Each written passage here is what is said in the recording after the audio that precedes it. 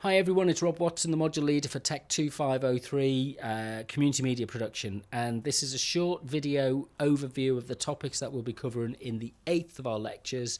Not long to go now before we get to Christmas, so kind of 1 week at a time, we'll kind of move forward and kind of, we'll get there, and then we'll be able to have a break.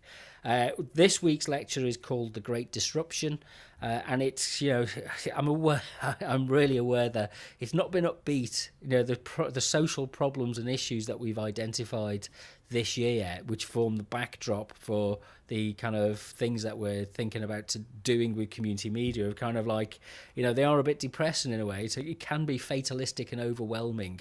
However, let's stick with it and let's kind of get the next couple of weeks out the way, and then we can look for positive solutions and positive ways to engage with these practices. But let's just identify the problem first, and then we can move on to thinking about the solutions. So we're looking at the idea, this is the kind of what's called the Great Disruption, is the kind of conflation, the kind of, we're at the point where climate change, pollution, globalization, automation within the workplace, robots, artificial intelligence, inequality, all of these things are kind of coming together in what's called the kind of Great Disruption, which means that we have to think about different ways of doing things. And kind of the challenges are that my generation and my parents' generation have screwed it up for you guys, and you guys are going to have to come up with some solutions and some new ways of doing things. So we're looking at, kind of we'll do an overview kind of where we are with inequality across the world, and there's plenty of reports that are coming out recently that talk about the extremes of wealth accumulation in some circles globally. We'll talk about the changes to the environment and things like the impact that it has on the Arctic, and our expectations about kind of ecological catastrophe. But there's a kind of model which kind of says that, well, don't worry about it too much, because we can always put a new technology in place that will help us get out of these problems. So we can decarbonize and we can depollute, but it doesn't seem to ever kind of happen. It doesn't seem to ever kind of come into place. So maybe rather than thinking that there's a kind of magic bullet that technology will provide, we need to think about the kind of development processes that we encourage need to change, and that there needs to be a different kind of model of resilience built into it. So, kind of let's not pollute in the first place. Let's, rather than looking at targets for economic output in terms of blunt numbers like gross domestic product, we should think about other alternative ways to value who we are and what we do as a society. So we measure what matters rather than really just kind of throwing numbers at things, if you like. So we kind of think about the freedoms that we've got, but also the upheavals and the disruptions that are taking place. So the idea that in the Great Disruption, who's going to get left behind?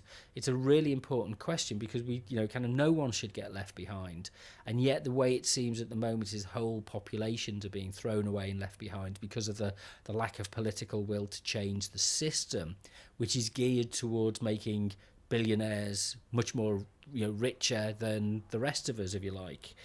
So there's a phrase that's used, which is kind of a paradigm shift. Are we living through a point where the values and the expectations and the political framework is changing and rapidly the former framework is disintegrating and a new framework is being put in its place? And what would be this framework? How would it be inclusive? How would it be something which all people could have a say in its creation? And what makes it sustainable? What kind of brings people along? And there's a model of design and social design called Design for All, which we'll look at, which is a framework that looks at sustainability, not just in a kind of public service mentality, but also in a commercial sense as well.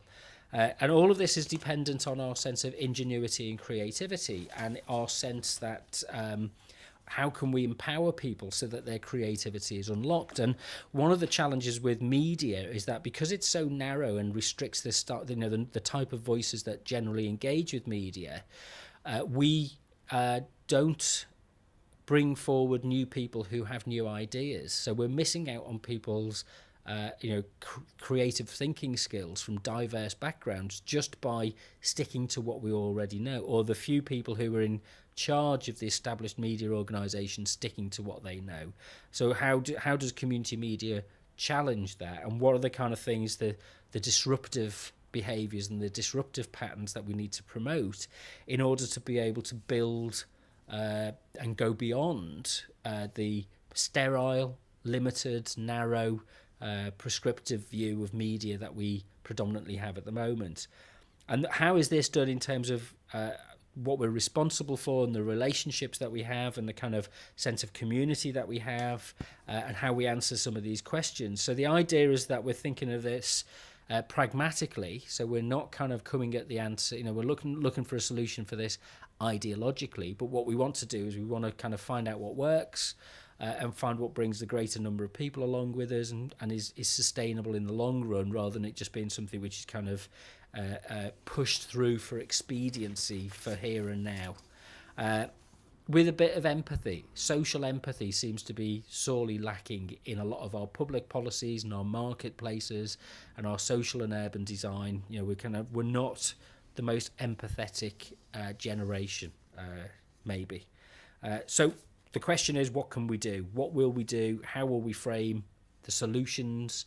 And the argument is that if we take a design approach to this, a more open approach to the holistically to some of these issues, then we'll reach a tipping point whereby social change will accelerate and will happen. But we kind of need to give it a push to get to that point. There are plenty of warning signs out there that telling us that what we're doing now is unsustainable.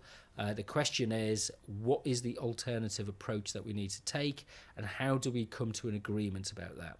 Right, okay, so the notes are up on the wiki, so that's at wiki.our.dmu.ac.uk in the TECH2503 section. If you want to have a conversation about any of this, if you want to flag up an issue, something that you're concerned about or something that you see is important, use the DMU Talk portal, which is at talk.our.dmu.ac.uk. You can download that from, either access it on the web from the website, from a web browser, or you can access it via an app, which an Android or an Apple app. If you look for Discourse is the name of the app, and then you just log in with talk.our.dmu.ac.uk. So I'll see you at the lecture on Tuesday.